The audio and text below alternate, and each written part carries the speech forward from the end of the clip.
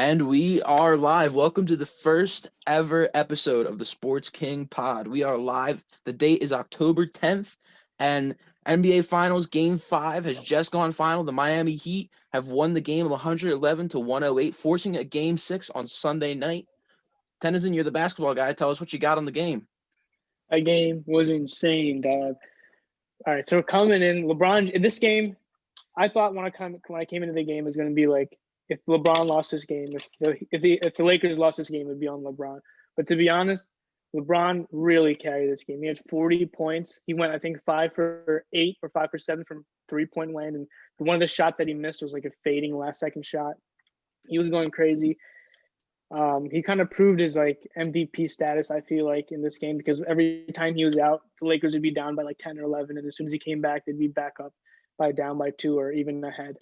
But Duncan Robinson, I feel like, just entered this new role of like the demon of catch and shoot. I feel like he's going to be better than Klay Thompson in a couple of years. He's implemented roles of JJ Redick where he can create shots, not only just catch and shoot, and then like Tyler Herro did have a shitty game. I can't say shitty game. Tyler Herro had a somewhat mediocre game.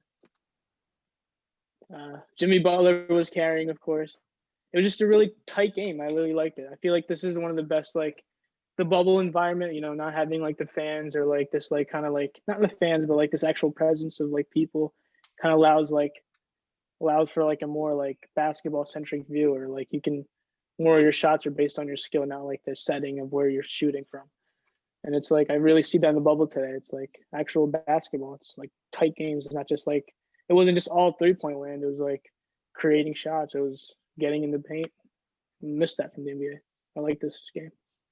Okay, and I guess I want to bring this up real quick. I saw some interesting faces from the two other in the podcast. Dan Tennyson mentioned about how Duncan Robinson could eventually be a better shooter than Klay Thompson. I think we can touch upon that really quick. Go ahead. I don't really know about that. I mean, Klay Thompson is one of the Have you best seen shooters. the shots he was creating, though? I know, but I feel like Klay's one of the best shooters we've ever seen. I would probably say he's the best catch and shoot player we've ever seen. And also, Klay Thompson, during the peak of that run, he was also an amazing defender, like a great Duncan Robinson was defender. playing amazing defense too. I don't know if he has that same kind of like facet to his game. So like I like he Duncan also Robinson. implements like a JJ Redick kind of role where it's not like he's just purely sitting there catching and shoot. He's also adding dribble. He's fading in these shots. He's like, yeah, but I mean, would you say that JJ Redick is anywhere near Klay Thompson? No, but if JJ Redick could add the amount of shots that Duncan Robinson throw down, he could be in that conversation. I don't know. I like Duncan Robinson, but I still think he had a great game, but I need a bit more. Klay Thompson. I know. I'm not saying right now he's better than Klay Thompson. I'm saying he could progress. Dan, what do you mean by you will expect or you should see more from Duncan Robinson? I mean, the guy shot 7 for 13 for 3 with 26 points in the game. That's pretty good for a guy who many expected at the beginning of the season not to do a whole lot for a team that wasn't expected to go this far. Undrafted too. So what more can the guy do to prove what he can do? He can do it in 4 final series. He can drop. What did Klay have in that quarter? 60 time. I mean, quarters. 15 dribbles. I'm not taking anything away from Duncan Robinson, and obviously this Heat team, they're easy to get behind because they're definitely the underdogs. But also sometimes I would question Caldwell Pope's defense in this game a little bit. He was kind of shaky. Caldwell Pope went off this game though. Yeah, on offense, but I feel like defensively, it's not like he had like Jimmy Butler guarding him or Klay Thompson guarding him. So how do you guys feel about Dwight Howard? I don't know, Anthony. You want to maybe say something about Dwight Howard? I would. Hello? Yeah, we can hear you, buddy. All right, my computer's a black screen right now, but on the Duncan Robinson, today he did very good. 26 points, and today was out of all the other games, he had the most open looks. The Lakers have been closing out on him and Hero very good.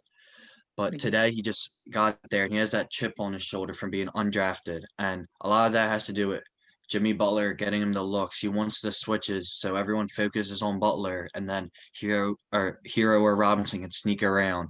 The thing I saw that was a big thing in the game is at the end of the fourth, with like 3 minutes left, Anthony Davis, after he got tangled up with a couple of key players and Caldwell Pope, he was limping. He barely could go. He stood in the corner most of the rest of the game, and now it could be a big problem in the future because this is the healthiest Anthony Davis has ever been in his whole career. And LeBron is getting a great break this season with that. But now that could be a big problem because he was not able to walk. He barely ran, and progressively the limp got worse. So that could be a bad thing for the Lakers because he is a key player. Without Anthony Davis, LeBron isn't going to make as people do his production level. But he dropped 40 tonight. I agree with that a lot, Anthony. I think that while LeBron James is without a doubt probably the best player in the league as of right now, I think without Anthony Davis, here's my hot take. I don't think they even make the playoffs, honestly, in the West. Because without him, without the numbers he put up the entire season, I mean, the West is very competitive. If the Lakers are in the East, that's a completely different story. They probably get a 4 seed in the East without Anthony Davis, realistically. But I think in that competitive West, I think they won a lot of games because of Anthony Davis, and they won a lot of games because of that partnership that Anthony Davis and LeBron James have together. So I think without Anthony Davis there, I mean, look at the team last year. Granted, LeBron James only played like maybe less than 50% of the games, probably, maybe more. That team was terrible last year. They added him, and they became the best team in the league all of a sudden. So, I mean, I know that there's a big factor with LeBron James being there, which, you know, you add LeBron to any team and he's going to make the team a contender automatically. But when you add another guy like Anthony Davis, then you're, you know, putting them in a different stratosphere. Yeah. How do you guys feel definitely. about LeBron this season? He does, you know what he does, I feel like He's great. year. You know, you put up MVP numbers, you know, again, if it weren't for Antetokounmpo, he probably would have won the MVP this year. So, yeah. And you know, I also will say, I'm pretty certain that this year he led the league in assists. So it kind of, you know, as he's progressively gotten older, his playmaking has definitely got. Style is, that's what I was getting into. Yeah, his playmaking really has changed. progressed, you know, tenfold. Like he's a great playmaker now. He has amazing vision. And then, of course, like you were saying, teaming up with Anthony Davis, who could be at the end of those passes, those oops and whatnot, it definitely has helped progress his playmaking, like, you know, tenfold. Which style of LeBron do you guys like feel like is the greatest LeBron? Do you feel like the Miami Heat, where he's just like this explosive, like dynamic, like a young player just going at it, or is it like 2 seasons or 3 seasons ago with the Cleveland Cavaliers carrying them that far to the finals with that terrible of a team? Or is it now where he's just like this kind of like matured LeBron, where he's like slowing down the pace, but he's still scoring the same amount of points per game, but he's just like being smarter about like his passes and like slowing down, like kind of preserving his body more to last longer? What do you guys feel about that? I think LeBron in Miami was probably the best version of LeBron, realistically. Mm-hmm. I'd have to agree. I think majority of the time when you'd watch LeBron, especially in the playoffs, you know, he had a great player. He had 2 great players in Dwayne Wade and Chris Bosh aside for all those years. But I think LeBron, when he was in Miami, was the best version of LeBron that we've ever seen. Mm-hmm. I will say, I think he is more efficient now than he was. Yeah, for sure. He's shooting like 5 for 8 or 5 for 7 from 3 consistently. Yeah, just in general. But yeah, that LeBron on the Heat was just something else, really. I mean, I don't know if many individuals were better over a, you know, certain time period than LeBron when he was on the Heat. Well, so this was Game 5 of the NBA Finals, and every single starter for Miami played over 30 minutes, with Jimmy Butler leading the way, playing all but 1 minute in the game. Mm-hmm. The Heat used only a 2-man bench of Andre Iguodala and Kendrick Nunn. Do you think that's a system they should follow in Game 6, or should they, you know, strengthen that bench out a little bit, stretch that bench out a little bit, maybe give Jimmy a little bit more rest? No, keep Jimmy in. Jimmy he was out for 48 seconds of today's game, and those 48 seconds is the break that he needs because he's so important and vital. He's guarding LeBron. He's leading. I know he has a history of teammates not getting along with each other, but this is his team. Like all Yeah, the I don't think that's coach the case in Spoelstra Miami. loves him, and all the younger players are looking up to him. He's teaching.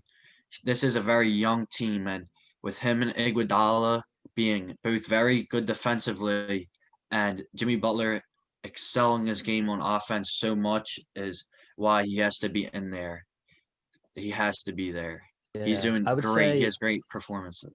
you could tell that he is tired, but you can also tell that LeBron is tired. Both played a lot Yeah, and both were gassed. So it's not like the Lakers have been preserving LeBron and he's like, hitting the second gear. but LeBron Um, doesn't like play at a slower pace than Jimmy though. If you look at it, because like LeBron did shoot like 5 3 standing still. He's like, which is good, but I'm saying like if you see Jimmy, he's like running around more, like creating yeah, shots, but getting LeBron's rebounds. also older than Jimmy and Yeah, has more sure. tear Yeah, on yeah. his body. So I feel like it probably about evens out. Okay, well, that's enough about Game 5. What do you guys think is going to happen Game 6 Sunday night? Lakers are gonna win, no doubt. Because Doesn't this is like a not rare, but like that Duncan Robinson performance. I fell in love with it, but it's like that's like it's not like a thing you can rely on unless Jimmy can put that or like Tyler Herro, because Tyler Yeah. Herro didn't really step up this game, but like maybe if Mhm. Tyler Herro does step So up maybe next if the game, switches. yeah. But I don't think that's like something that's gonna be consistent. Anthony, you got any predictions for Game 6 Sunday night? Well, I think that this game is going to be the hardest game in the series. Say if it does go to Game 7, this will be the hardest game because LeBron is going to come back with a vengeance. He wore the Kobe jerseys tonight, which was their first loss, and so he's gonna take that very personal. And Robinson did do very good, but that's the thing with him. He's not always like that, and same with Hero. They're not consistent 15 points a game. It's either one does very good and the other one does poorly, or they both do mediocre. So big thing for them is they're gonna have their shooters ready. Jimmy Butler is gonna bring it. He already said after the game when he was in the interview that he knows this was a game of luck, and the next game it's not gonna be like that. So they have to keep shooting. They got to keep running.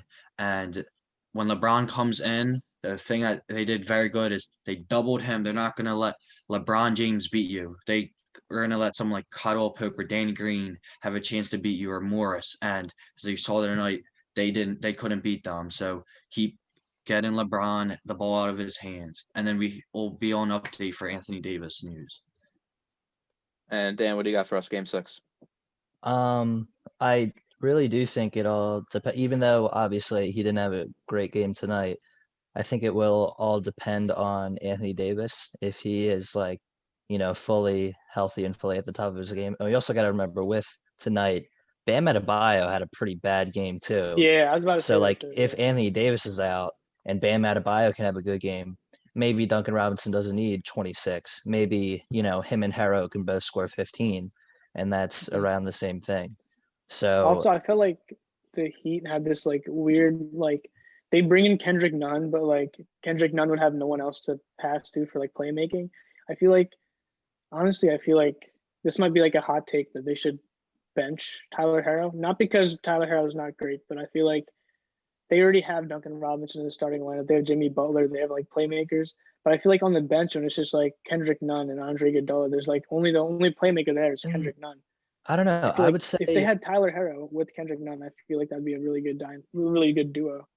I don't know. I feel like they need Harrow because even though like Duncan Robinson needs people to make plays for him, That's true, but like he Jimmy could needs do Jimmy that. Butler to make plays for him so he can, get the points. Tyler Harrow, at least, even though he didn't do well tonight, Tyler Harrow can like get his own in some aspects. I mean, obviously he's a very good catch and shooter. Mm-hmm. But like this team is very reliant on Jimmy Butler to make plays for them. Yeah. And I guess I kind of wanted to mention it a bit earlier before we made picks, but like, Duncan Robinson is very young. He's just starting his career. And then Jimmy Butler isn't old, but like we don't know how many years he's going to be in Miami. So like do we think Duncan Robinson could progress as a player if he doesn't have someone like Jimmy Butler to make plays for him? Because I feel like he needs someone to make plays for him. So what if he doesn't have that? Do we still think he could turn out like Klay Thompson, like, JJ But couldn't the Redick? same question be applied to Klay Thompson as well?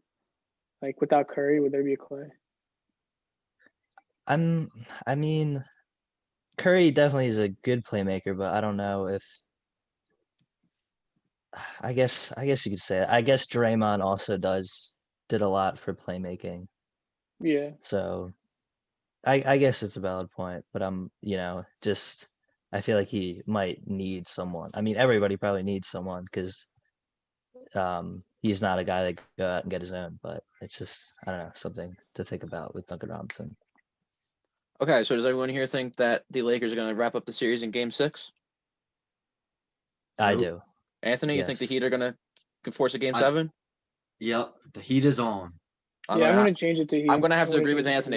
Heat. I'm thinking the Heat force a Game 7, and I think if they win Sunday night, it'll be a very big shift in momentum for the Miami Heat, and it could lead them to a Game 7 win.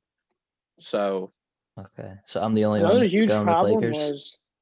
was Dwight, I feel like, because they roll pick and rolls for Anthony Davis, and that always worked because Anthony Davis would get in the paint or LeBron would get in the paint. But when they did switches for on Duncan Robinson, Dwight Howard could not guard the perimeter for shit.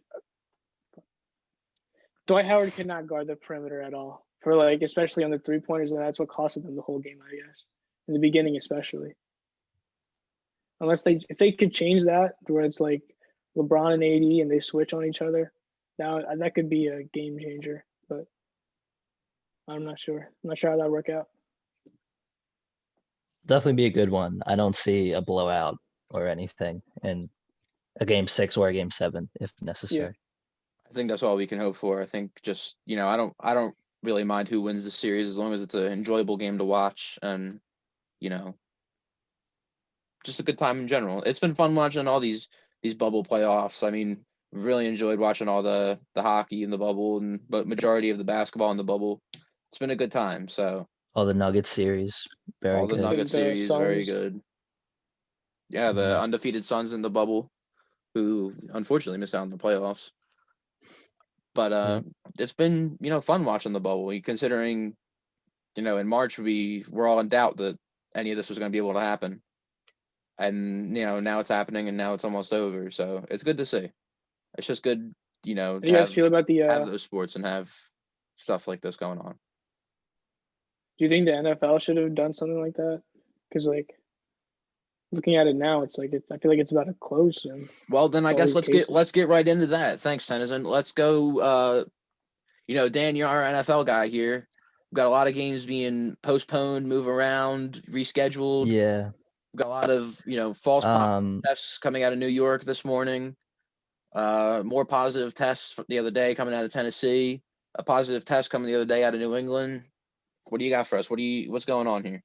Yeah, I mean, it's definitely really interesting to think about, but the only thing I will give to the NFL is that I feel like it would have been much harder for them to do like a bubble type situation because there are, 54-man rosters for 32 teams. That is a lot. And then coaches and staff, that is a lot of players and staff members to be in an area and one stadium or maybe a few. I just really because these were for the NBA and the NHL, these were playoffs or like maybe a little bit before, like with the bubble. This wasn't the entirety of the season with all the teams. Like there were less teams in them, so it definitely would be really hard. And I guess in terms of looking towards this next week, I actually think there are definitely a few good games, but I actually think the best game of the week would probably be that Tennessee game against Buffalo on Tuesday, but we still don't know. I mean, as of now, they're supposed to play on Tuesday at 7:00 Eastern time, but we still don't really know because, last week the Titans game got canceled again. So it's just interesting to think about how maybe affecting it now and we're playing like this bye-week roulette and playing on Tuesdays. But what happens when we get to the playoffs? Say we're in the NFC Championship, Packers, Seahawks, let's say that, and Russell Wilson gets COVID.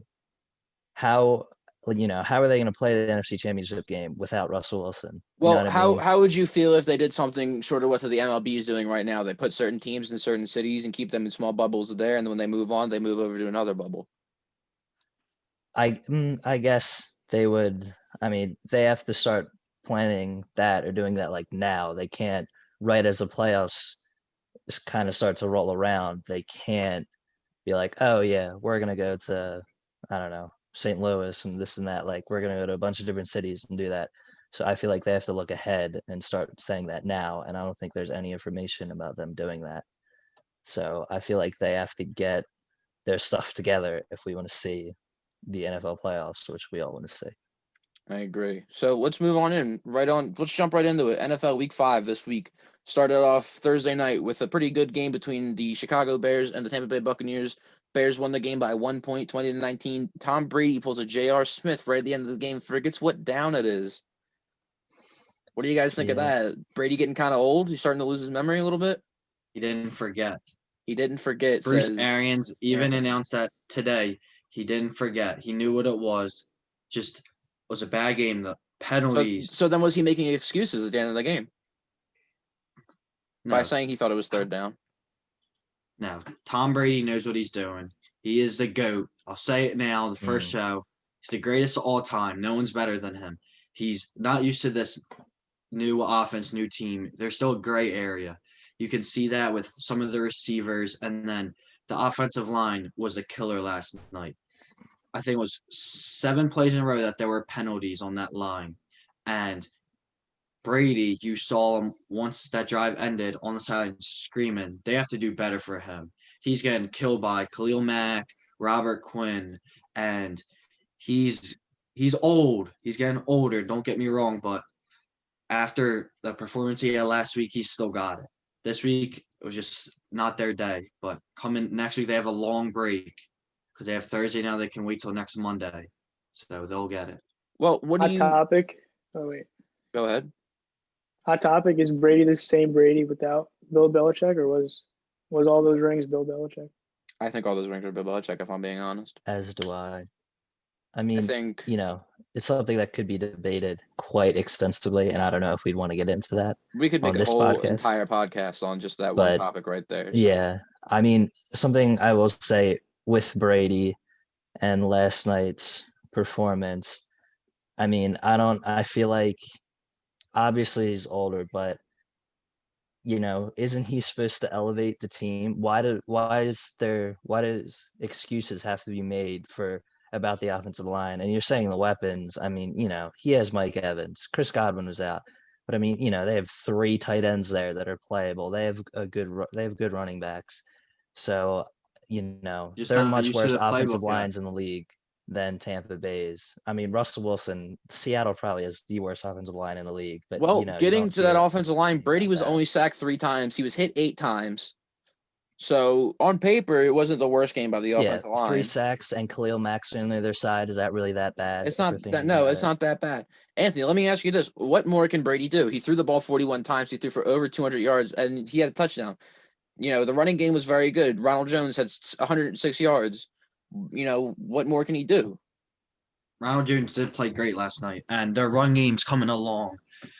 With Tom Brady, Bruce Arians his offense is long ball. And last week against the Chargers, they were getting it. Tom Brady's never been a very long ball thrower in his career, besides the seasons we had like Randy Moss, because he was that threat. Now he has Mike Evans, who's great long ball. You have Godwin when he comes back, and they have very good tight ends, like Dan said, 3. And Scotty Miller is going to be a very important player. Tom Brady loves those little guys, and Scotty Miller has increased tremendously. Just he's got to get used to that offense, used to that long ball, and also still remember what he learned in New England about you don't have to go long. You can get those short downs, and then once the defense is used to covering the short, that's when the long will be open. Well, just a note on those 3 tight ends, O.J. Howard out for the year with an injury, so down to 2. That's fine. Tom Brady was pushing from the beginning. Like, he loves O.J. Howard, don't get me wrong. He's sad that he's hurt. But it's Gronk 1, and Gronk knows he's a blocking tight end. But Last night he did very good and a lot more catching. 3 And catches, 52 yards from ground class or Thursday night. yeah.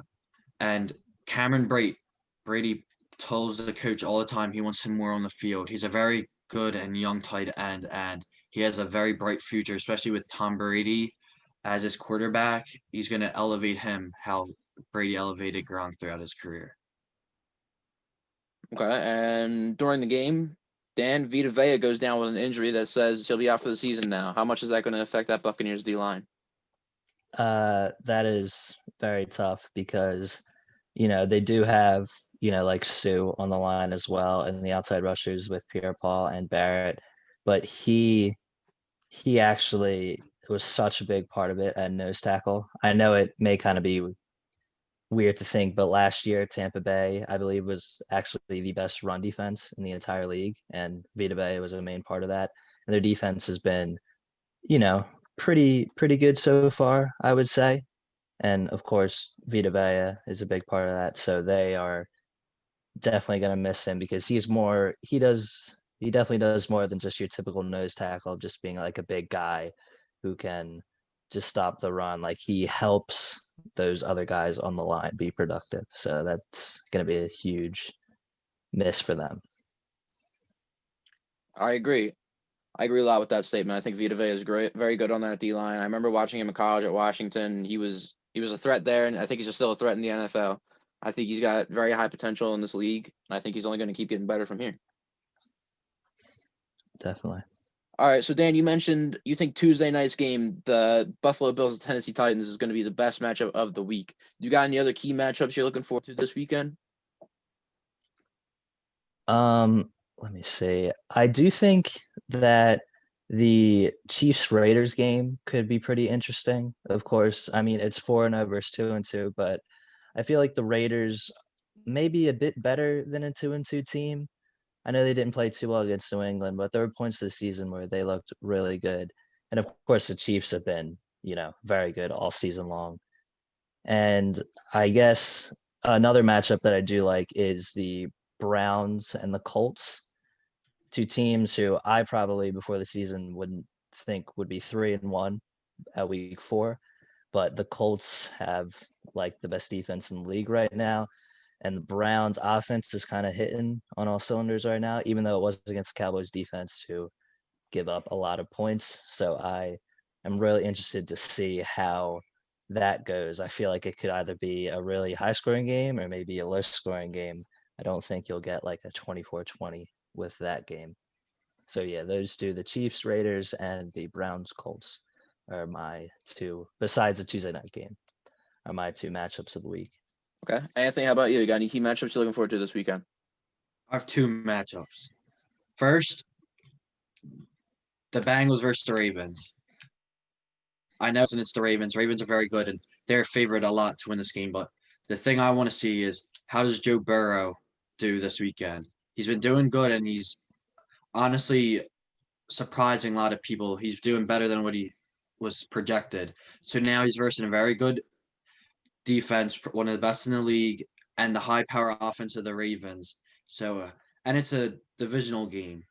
He hasn't had that tough divisional game yet. So he against the Browns, he did very good his first divisional game. Now he's going to have to face the number 1 team from last year. So I want to see how he does and how he adjusts to top corners in the league with Humphreys, Peters. And then my next game would be the Chargers versus the Saints on Monday night. The Saints haven't been the Saints. We can all agree. Drew Brees is losing it a little. Michael Thomas has been out. He's questionable for this week. It's not 100% yet if he's going to be in. But the Chargers are very surprising. Herbert just got named the full starter of the season. And personally, I think Herbert is awesome. I liked him through the draft. And you just say poor Tyrod Taylor. Continue. Yeah. But Herbert is doing very good. The defense of the Chargers is awesome with Bosa, and then their secondary is very good, so they'll cover those receivers. So it's really up to how each quarterback does. If Herbert can help his team go down, and because the defenses will have their backs for both teams, just what is Drew Brees going to be like the old him where he can throw, he can make those tough plays. Because right now he hasn't looked like that in a while. Kamara's been doing very good, but it's all on the offense this week. I do believe Austin Eckler is Austin out. Eckler is and out this week.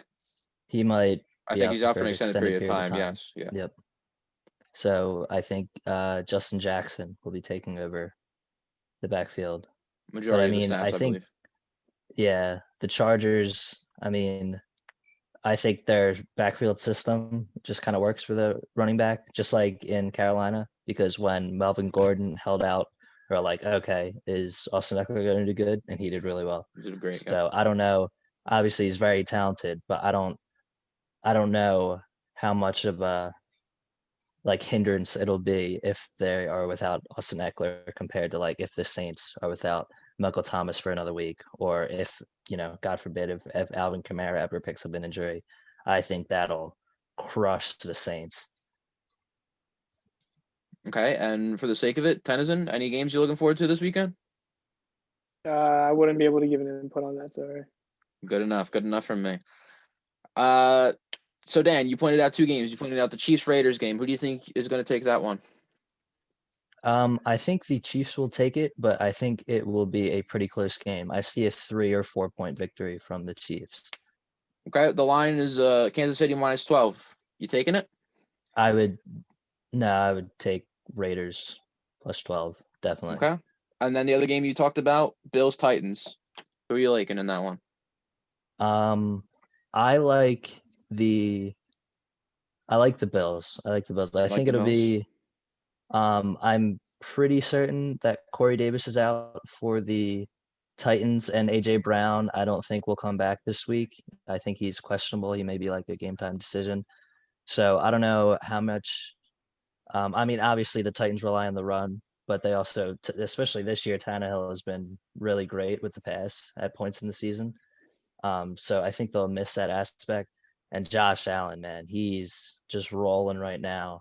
And they might get John Brown back, plus Stephon Diggs is already there, Cole Beasley, and Devin Singletary actually has been having, quite a good season so far. So I think, and also with their defenses, I think both their defenses are worse this year, but I think the Bills defense is still better than the Titans defense. So I would go with the Bills. I agree that Bills defense is nothing to be messed around with this season. It's very good.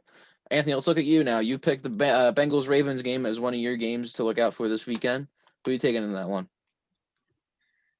I'd have to take the Ravens just because it's the Ravens. Lamar Jackson, that offense, not all the teams are used to it. It's a new first-year coach in Cincinnati. So second year. Sorry. Second year. Sorry about that. He's very young. He's still not used to the league. He's not broken in yet. So I have to take the Ravens there. And then for the Chargers and Saints, I'm taking the Chargers. I really like what they're doing. I love Herbert. So I think the Chargers win. It'll be a very tight game for that. All right, and let's look at the lines for those games. Line for the Bengals Ravens game, Baltimore -12. You gonna take that one?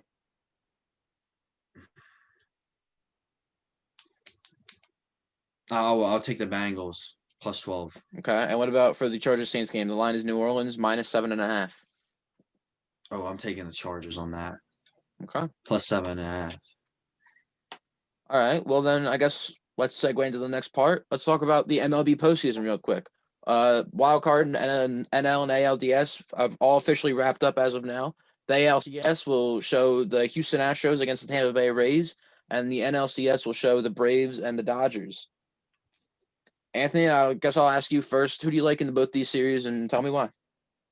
Well, I like the Rays a lot, and the Rays went in tonight beating the Yankees.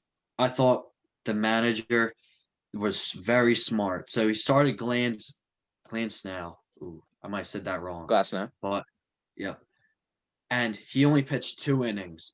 Then the next pitcher, Anderson, I believe it was, 2 innings. Next pitcher, 2 innings. Next pitcher, 2.5. And I think that's very smart because he knows that they're not as deep in depth in their bullpen. So he's keeping each batter off balance, not getting comfortable. Like the Yankees left Garrett Cole in for 5 innings.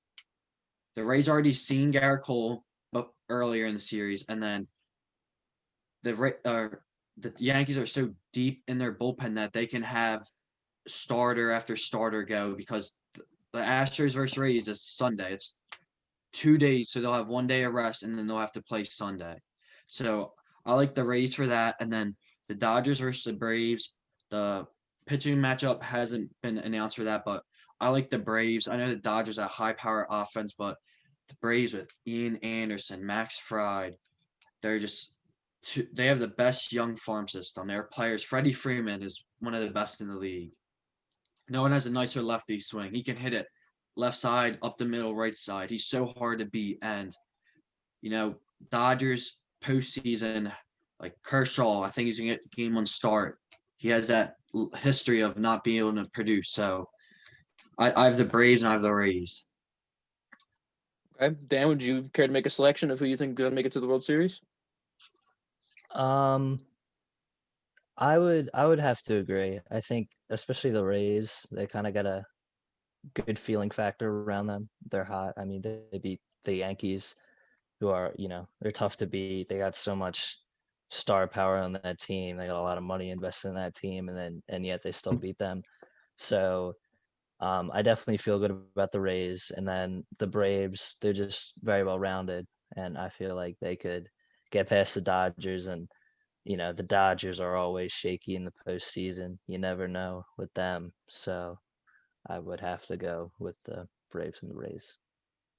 All right. Tennyson, just for kicks. Any picks? Phillies. I don't know. Always intriguing, Tennyson is. I'm gonna have to agree with you guys with the Rays. I think from the beginning of the season they've been the best team in the AL. I really like everything they got. They're very, very well rounded. Great pitching, great hitting, great defense. They cover every aspect of the game perfectly. I can't see it happening, but I don't imagine there's no way that the Rays aren't in the World Series. And then I'm gonna take the Dodgers in the NLCS. Honestly, I think they might be a little shaky when it comes to the pitching aspect of it, but I think Clayton Kershaw is gonna get it done, whether he starts game 1, 2, or 3.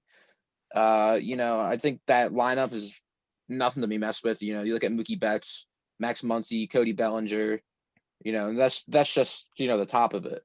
They're really deep there lineup wise, and I think just like the Rays, they cover the field really well. I know Anthony mentioned the Braves pitching, which is being a Phillies fan, I see that pitching a lot every year. It's nothing to mess around with. But I think Dodgers got past the Padres, who I thought were a better team, honestly. So I'm going with the Dodgers Rays World Series, but I wouldn't be surprised if the Braves won, but I expect to see the Rays there. Interesting. So I guess let's move on. Real quick, I'll touch upon it. UFC Fight Island tomorrow night, main event, Marlon Moraes versus Corey Sandhagen. Anyone want to make picks? Anyone feel free to make a pick on the main event? Marlon Rice. Anthony's taking the Brazilian Marlon Moraes. I'm gonna go Corey. Dan's going Corey Sandhagen. I think I'm gonna go Marlon Moraes. It's been a while since he got his last fight, but I don't believe in ring rust. I think it all flows back naturally. You guys think winner of this fight should get a title shot?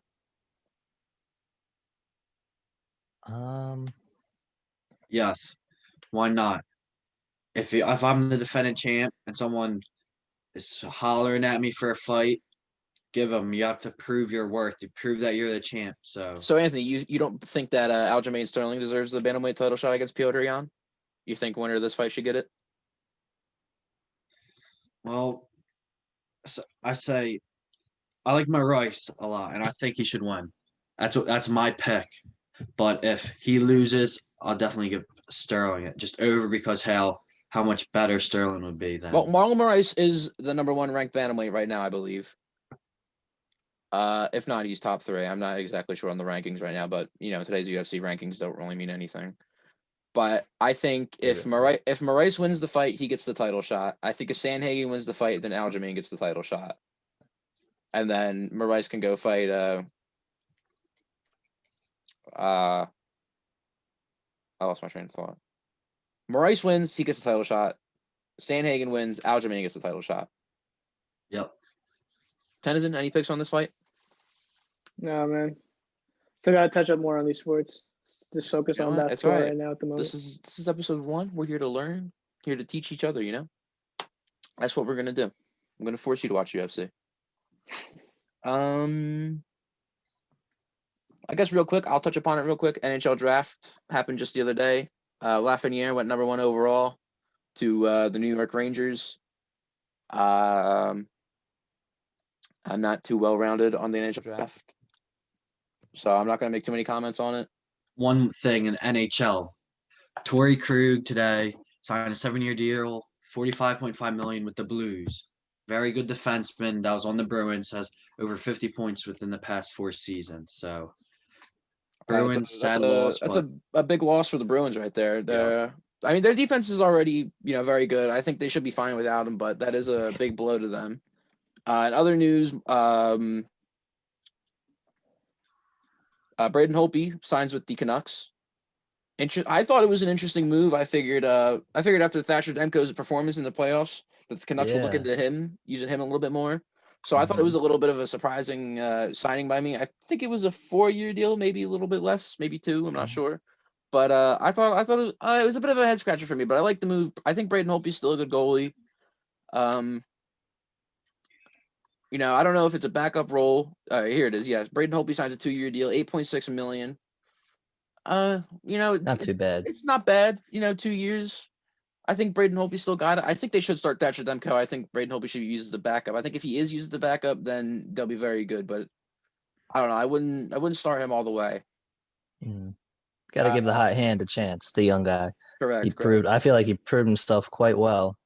He got very close. He got very close to bringing them all the way back in that series and winning it for them. Yeah, I mean, he was a guy that changed the tide. Like they were out of it, and they put Demko in, and they nearly beat the Las Vegas Knights, the number 1 seed in the West. So I feel like you got to give him at least a little bit of a chance because we're seeing the NHL like young goalies. They're coming up and they're helping. They're taking over. Yep. I mean, in Philly, of course, we got the man, the myth, Carter Hart. So that's the trend around the league. Another goaltender news: Henrik Lundqvist signs a deal with the Washington Capitals. Probably as a backup, most likely.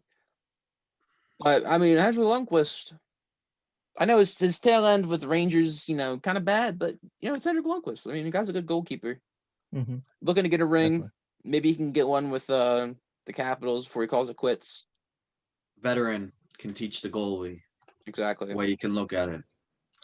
More goalkeeper news. Matt Murray, who was traded to the Senators just the other day for a 2nd-round pick, has signed a 4-year, $25 million deal with them, as he looks to be the goalkeeper in their big rebuild. Paul Stastny was traded to the Winnipeg Jets earlier today from the Golden Knights. Wayne Simmons goes to the Toronto Maple Leafs, his hometown. Dan, I know your favorite player, Radko Gudas, has signed a 3-year deal with the Florida Panthers. He's going to Florida.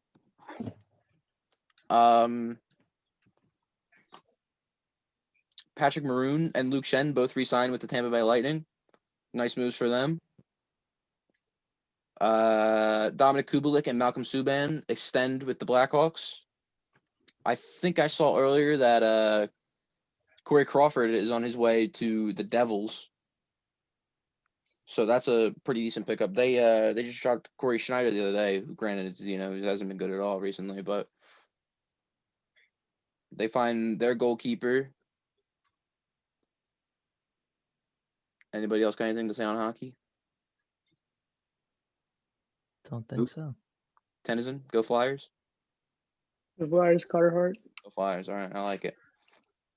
I guess let's touch upon the UEFA Champions League now. Dan, you're the soccer guy. I know you've been waiting all night to talk about it. Let's get into it. Go ahead. Okay, so there were definitely some interesting groups that were drawn. I feel like there are a lot that you can see, okay, there's a clear 2 winners, and then there's, the other teams. Manchester City once again got drawn an easy group. I don't know what they keep doing to deserve this, but no disrespect to the other teams in the group, but there's a clear drop off in the quality of the group compared to, other teams. But I guess I want to bring up a few of the more interesting groups, or at least the ones that I find more interesting. So the first group that I find pretty interesting is Group D with Liverpool, FC Midtjylland, and Atalanta and Ajax. So obviously Liverpool are favorites in the group, and I would probably say, based off what they did last season, Atalanta would be second favorites. But time after time again, even though Ajax keeps losing their star players and selling them for big fees, they're always a danger in the Champions League. So that I would say would be a pretty interesting group, and I would like to get your guys' opinion on if do you think Atalanta will go through? Do you think Ajax will pip them? Do you think Liverpool will drop out? They have not looked good as of late, but they're still Liverpool. So I would like to get your opinion on Listen, that. I watch a whole lot of Serie A, and if there's one thing I've learned from that, it's don't doubt Atalanta. I stopped doing that a while ago because that team is insane. Gasparini's got that team doing things I never thought were possible in soccer. I feel like every time I turn them on, they score at least 7 goals. It's insane. They love to score. The way they love to score, it's just it's as a soccer fan, it's just so beautiful to watch. You don't see any other team in all of Europe, America, Asia, Africa. You don't see it doing anywhere. The only place you see that is in Bergamo. Yeah, I think last year Atalanta had the second most goals scored across of all of Europe's top 5 leagues behind, I think it was City, even though they had kind of a down season. It was really their defense more so than their offense that kind of hindered them. So I would have to agree. I do think Liverpool and Atalanta will make it through, but Ajax, I wouldn't rule them out. And say they do finish third, I feel like they can make some noise in the Europa League because the third place team goes down to I the agree. Europa I League.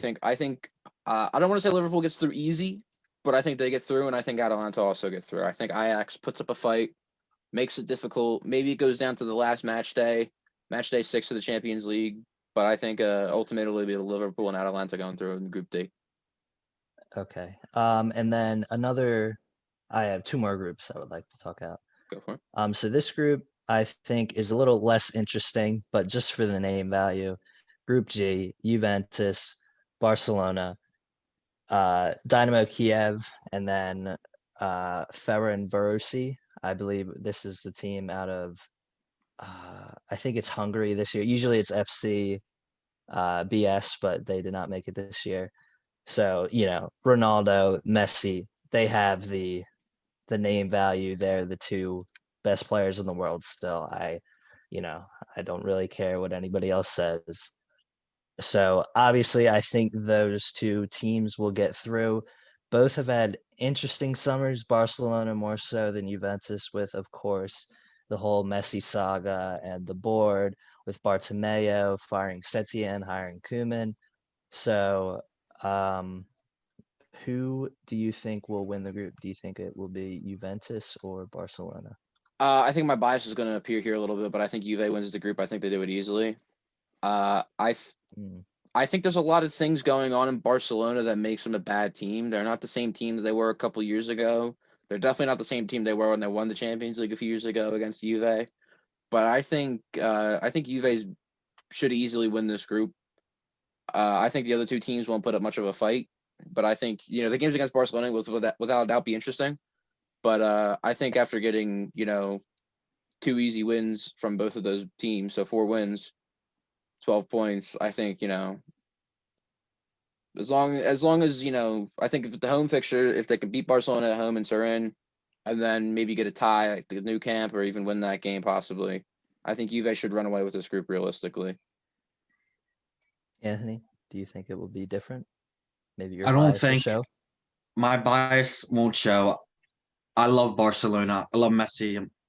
Me and Dan are Argentinians, where our grandfather's from, and I love Messi. I think he's the best player in the world. But I think Juventus will not run away with this group. I think it'll be closer than what we think. it's really all depending. You have two great attacking with Ronaldo. You have I could go on Dybala. and on about their attack. They got Dybala, Murata, Yep. Kulusevski, Quadrado, who can attack from the wing, Sandro, who's now playing on the wing, Chiesa, who they just brought in, and not to mention, of course, Cristiano Ronaldo. I could go all day about their attack. So I think it's going to be up to. I think Juventus is going to win the group just by a little. Just by a little. I don't think it's going to be any blowout group lead, but later down in the Champions League, I'll let my boy show. I think Barcelona will get it together.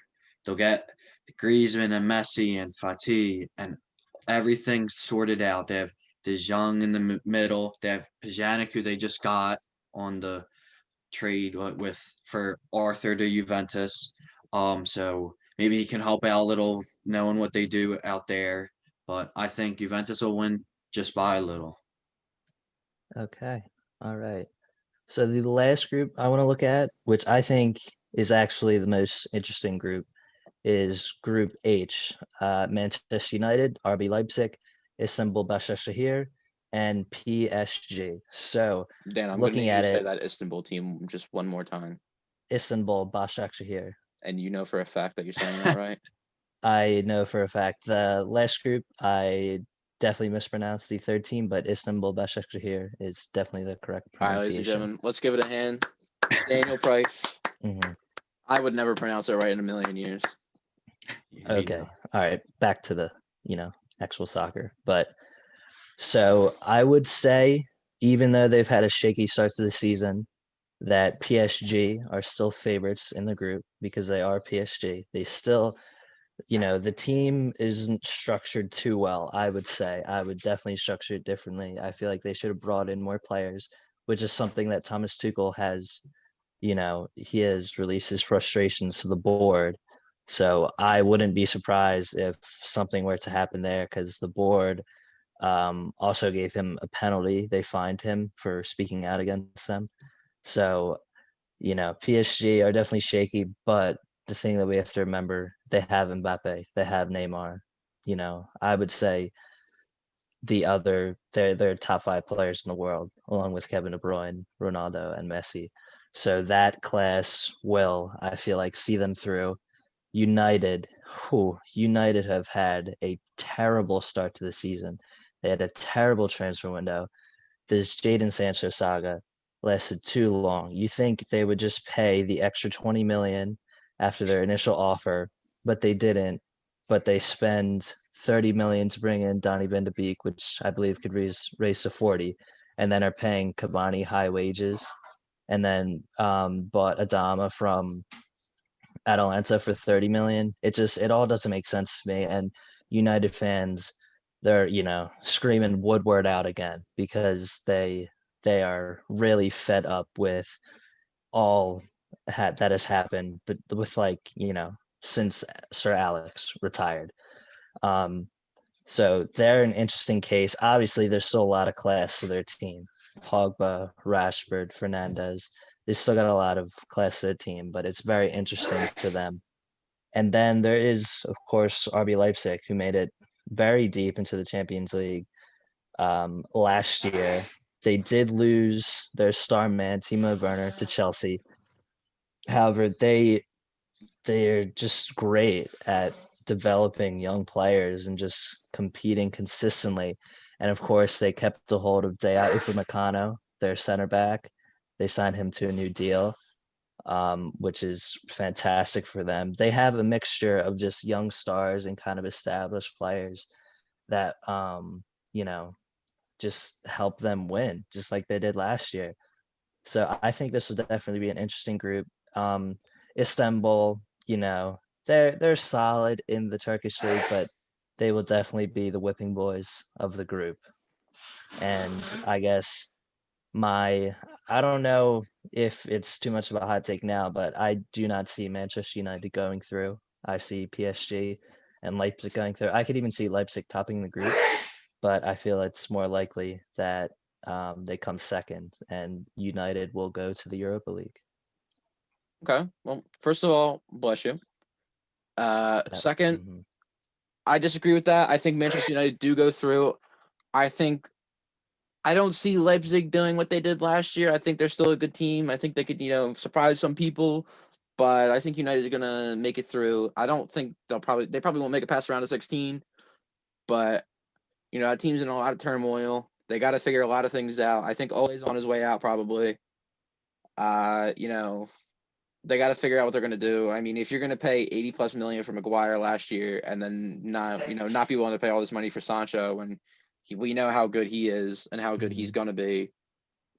I don't know. I would have pulled the trigger on that move. I would have given him any amount of money. Yeah. For a talent like that, a young talent like that, especially because all these other Premier League teams are looking at him. Anthony is enjoying all the sneezing going on. And I guess go ahead. Yeah, the thing I would say about United and Maguire, of course it was an overpay, but you got to remember, there was that English tax on him. English players tend to be more expensive just because they're English. And obviously the past few months for Maguire have definitely been very hard, and it kind of all showed with that 6-1 loss to Tottenham at Old Trafford. But Harry Maguire is a good defender. I feel like he is a good defender. He needs a partner who is athletic. And Manchester United think they have that in Eric Bailly, but I don't see it. And also their protection with the midfield. Nemanja Matic, although he played, somewhat well, especially during the restart, he is not the type of defensive midfielder that they need. They need a mobile guy, Ndidi, Sangara, even Camavinga, but that is not going to happen. So there's a lot more structural issues with Man United besides Harry Maguire. But like I said, with just they should have bought Jadon Sancho because this summer obviously there was the financial implications due to COVID, but still bigger sides were able to buy because they have the money. Smaller sides could not buy players this year. They had to sell at probably a cutthroat price just to make sure that they survived. But Man United was going to survive no matter what. They make the most money out of anybody in world football. So I don't see why they wouldn't pay a fee that they're going to have to pay next year, the same fee when more teams will be in for Sancho. This summer, it was just them. So I feel like they needed that extra class. And Sancho's 20 years old. He's English as well, which gets tons of jersey sales. And it'll be in spite of their blue neighbors because he came from their, youth academy. So I feel like that I don't see a lot of good feeling around Manchester United right now to see them get through this group. Anthony, any takes on this certain Champions League group? I'll take PSG, and I think United's going to go through. Leipzig is going to shock a team. It's going to be, I think, Leipzig and United. That second game is going to be most important. It's going to be like whoever wins that second game is going to advance through. But PSG, Kylian Mbappe, it's just crazy how good he is. He's so young. Then Neymar also. They did lose Thiago Silva in the back, their captain, their veteran defender, but I think PSG takes the first, second will be Manchester United. Interesting. I think if it does go that way and Leipzig go to the Europa League, I feel like they're going to win it because I feel like there's still a lot of class in that team. So yeah, I'm a big Leipzig guy. I'm not a big United guy or PSG for that matter, but I still think PSG is objectively better than Manchester United. All right. Tennyson, go Union.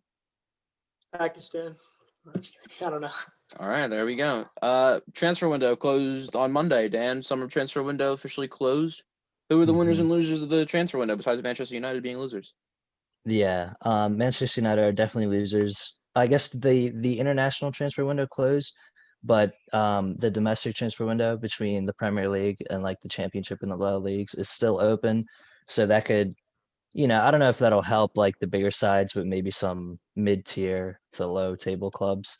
It will definitely help out. But Manchester United are definitely losers. And I would say some of the big winners from the window would be Aston Villa, Liverpool, or yes, Liverpool, Everton, and Tottenham Hotspur. I mean, there was not a lot of good feeling surrounding Tottenham Hotspur entering the season. I mean, Jose Mourinho, he's a character. He's very polarizing, and they brought in Bale, they brought in Reguilon, which was huge to me. They needed a left back. Ben Davies he's just not good enough. Danny Rose no longer at the club, and then bringing in Hoiberg to be some steel in the midfield, which they needed, and then Matt Doherty at right back to help them because Serge Aurier was not playing too well. The only caveat I will say with Tottenham is that they did not bring in, I feel like, an adequate central defender because they lost Bertongen to Benfica on a free, and they have Davinson Sanchez, they have Toby Alderweireld, who Jose Mourinho does not really like, and so there's still a bit of questions. Even Dele Alli is, his role in the club is being questioned. Same thing, the record signing Tanguy Ndombele from last year. He's getting a bit more of a look in, but still, there's still a bit of question there. So Tottenham, I think it'll be interesting. I guess to touch really quick on Everton, who have just made an amazing start to the season. Carlo Ancelotti just rebuilt the midfield with James, Doucouré, and Allen for like 35 million, I think, total, which is just insane to think about. They're shooting on all cylinders right now. Dominic Calvert-Lewin is the informed striker right now, but they're very reliant on him to score goals. So especially they loaned out Moise Kean, their backup striker, who they bought for 30 million from Juventus last year, to PSG. So I feel like they're a bit thin up top. So maybe they can um, grab a guy from the championship, even though I don't know if there's any outstanding candidate, because the outstanding striker last year, Ollie Watkins, went to Aston Villa, who just scored a hat trick against Liverpool in the 7-2 thrashing. Um, so I don't think that they'll be able to keep this form up the whole year. I don't think they have enough quality. However, I think, last year they finished 12th. I feel like they can maybe even push for top 6, especially because the other teams aren't doing that well. And I, of course, have to mention Chelsea. They spent, I believe, well over 200 million this summer, which is, everyone's thinking, well, how did someone spend that much in the COVID era? They were still, because they were banned during the transfer window, they still had the Hazard money. They still had the Courtois money. So I think they net spent maybe 60 or 70 million, probably closer to 70, which for a top side compared to City, who spent 100 million on 2 defenders, like that is actually really well. I think they looked a little shaky at the start. They were beat by Liverpool. They probably should have got a draw or even a loss against Brighton. And I just think that, I mean, Timo Werner already looks really good, but when that team fully clicks together with Werner and Havertz, and when Ziyech and Pulisic come back, they could be a scary team. And I think they could be, even though they're a big club, I think they could honestly be a dark horse in the Champions League if they all start to click together. So those are my winners from the window. Now you've mentioned, I believe it was all England teams there. Are there any winners or losers from the transfer window from any other nation? Yes. One of the big winners I would say is Villarreal. They have had a really, really fantastic transfer window. They played really well under Unai Emery last year, who of course was a manager at Arsenal who did not do very well. But Villarreal have just built upon what they did last season. They brought in Kubo, the Japanese winger, on loan from Real Madrid, who played fantastic last season. They also brought in, which I think the big one is Denny Parejo, who was Valencia's club captain and best player for the better part of the past 7 years on a free transfer. Like he wasn't, there was still 2 years left on his contract, but they got to bring him in on a free transfer. And he is class. I mean, he's extremely underrated, and he's going to shore up that midfield after Santi Cazorla left to play in, I think it was Qatar with Javi, or under Javi rather. And they also brought in Francis Coquelin from Valencia as well. Valencia's been a weird case because I think Peter Lim is trying to sell the club, so he's been liquidating all the assets at the club. But Villarreal have definitely had a great transfer window. I feel like Real Madrid have been losers of this window. They have not improved at all. They've let go of Reguilon, which is very weird to me because Marcelo's getting old. I feel like he's perfect. They do have a buyback clause, but that's in 2 years. So they didn't bring anyone in. They're still super over reliant on Karim Benzema. Hazard injured once again, and also they still don't have a Casemiro replacement. So I think they're saving money for the potential purchase of Mbappe next summer, which would cost an absurd amount of money. But obviously, it's Mbappe. And I think they also want to bring in Camavinga from Rennes, the French midfielder, which would be he's a great purchase for any team, even though he's so young. So those are some other ones. I guess other teams around the continent. I already kind of touched upon PSG. I don't think they've done really well. They're, the structuring at the club is a bit odd. And then I would say I think that Barcelona, even though this whole thing was kind of catastrophic, especially seeing the start of the season, I think that they'll be in better shape than we were all thinking because, even though they brought in a few players, but I think the big thing for them is that they're bringing Coutinho back. So it's pretty much like they, had a purchase back from loan, and I think he'll be integral to them this season. And hopefully Ousmane Dembele can become healthy, which it never seems like he is. But the emergence of Ansu Fati has just, it's kind of like him and Messi are like covering over the cracks in the team right now. So there have definitely been some interesting transfer windows this summer. But yeah, that's what I have to say about that, at least on this podcast. Very good, very good. That's all we need. Anthony Tennyson, anything to say on anything soccer related? He said it all good. I agree with that. He did say it all good. All right, I guess let's get to the last topic of today's show. Let's talk about, we got a big week of college football ahead of us. We got number 4 ranked Florida playing number 21 ranked Texas A&M. Who are we liking in that game? Anyone? Florida. Kyle Trask is looking awesome. It's gonna be funny because his family is a Texas A&M family. They all went there, and what he believes is his name Kyle came from Texas A&M because the field is called Kyle Field or something like that, and he believes that his name is off Texas A&M. So it's gonna be fun to watch. But for this weekend, just 4 good games. Clemson, number 1 Clemson versus number 7 Miami. Lawrence versus King. Lawrence, Anthony they've has been there. taken They my knew job. they knew the pressure. And then King, the turnover chain, Miami's been hot. Ever since that chain, they've been leading in takeaways. So we'll see there.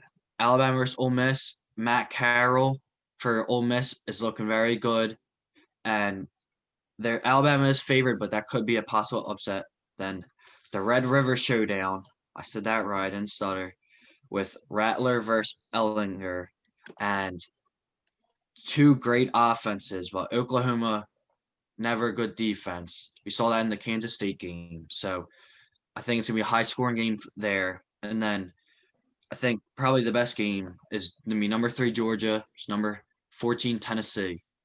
You have Stenson Bennett versus Jarrett Tarantano, which I think I'm saying that right. Bennett's like he is a junior, but it's first time playing fully. So him versus Jarrett, who's a senior, he has experience in these big games, which is going to be very important. But Georgia, with George Pickens, Karis Jackson as receivers, George Pickens has yet to drop a ball. Every time he's targeted, he gets it. He's one of the best in the country. And then their running back, Zamir White, just 6'1", 220. He's a monster. He's so elusive in the backfield, and it's very hard to get him down. So I have Georgia for that, but it's going to be a very good game. And then the Notre Dame, last thing, Notre Dame playing FSU. They're trying to prove that they're in the ACC. It's their first year. They've been doing good. They're already ranked number 5, I believe. And they're just trying to keep taking down the ACC. And what about North Carolina versus Virginia Tech? North Carolina. They've been doing good. I'm biased. I don't like North Carolina. I'm a Duke person. I love Duke to death, but North Carolina has been doing very good. Their quarterback, I forget his name, transferred from Clemson. So if Clemson won him, you know he's going to be good. He's leading that offense. They're coming out firing in all cylinders. So I have North Carolina. Dan, got anything going on in college football this weekend? No, I don't. But I mean, a few of those games definitely sounded very good. I'm looking forward to the Georgia game, especially. But I think that you covered it pretty well. All right. Well, how about this? You're our NFL guy. Any prospects you're looking for this weekend to show up? I mean, it's definitely very early in the season still. I like to look at my NFL prospects, when all of it's mostly done. And even though it's not the biggest thing, I feel like tape is more important than combine, but I also do like the combine, to look at the combine a lot. So I guess I need a bit. I mean, of course, there are stars in college that we know are established stars, but I like looking for some of the guys that, could maybe sneak into the first round, get in the second round. So, I think it's never too early, but for me, it's a bit early for some draft content, in my opinion. Perfectly said. And our quiet friend Tennyson? No, sir. All I needed to hear. Well, I think it's going to wrap up our first episode, guys. And, I think it was very, very successful, okay? I'm not going to toot our own horn, but I think we did pretty good. Was this our first episode or was this our trial?